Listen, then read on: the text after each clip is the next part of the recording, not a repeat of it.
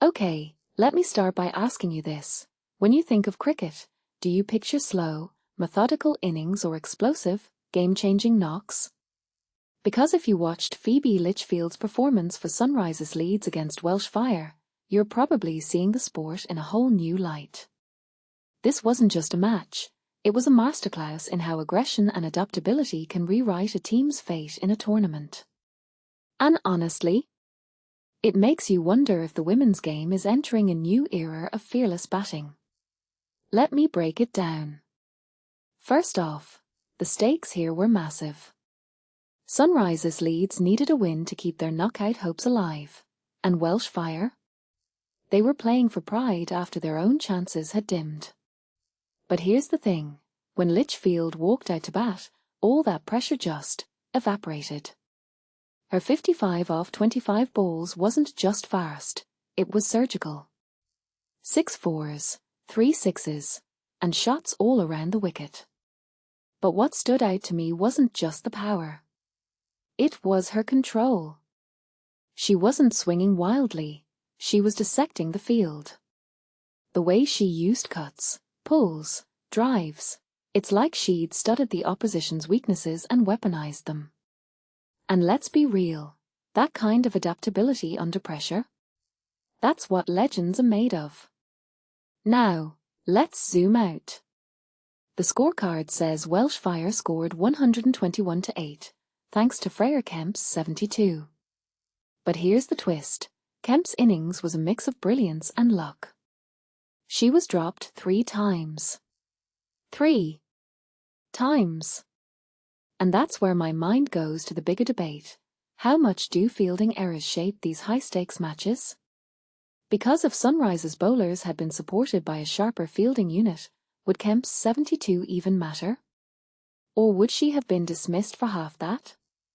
This isn't just about one game, it's about how consistency in the field can make or break a team's tournament. And honestly, I think Welsh Fire's collapse, from 121 to elimination, tells you everything you need to know about the razor-thin margins here. But wait, let's not forget the elephant in the room, the hundreds format itself. 100 balls, hyper-attacking cricket, and a knockout race that comes down to the wire. Critics say it's too short, too chaotic. But watching this match, I'd argue the opposite. The pressure on batters like Litchfield to dominate immediately? It's insane.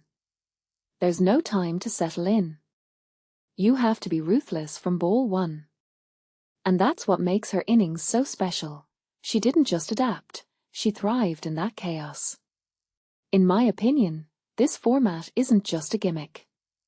It's a laboratory for testing mental resilience and tactical creativity. And Sunrisers? They're proving they're the smartest scientists in the room right now. Here's the kicker, though. Litchfield's match-winning knock came with 2 wickets in hand and 26 balls to spare. That means the middle order, Sutherland, Gibson, Sen, barely had to break a sweat. Which makes me wonder, is Sunrisers' real strength their batting depth or their ability to make opponents crack under pressure? Because when you look at the bigger picture, this team isn't just winning matches, they're psychologically dismantling opponents. Welsh Fire knew they needed a miracle run chase. Instead, they got a reality check. And then there's the narrative of redemption. Litchfield, dropped after just 1 run in her previous match, comes back with a 25-ball 50. That's the kind of resilience that defines champions. But here's the deeper point. In a tournament where every ball matters, how do players bounce back from failures?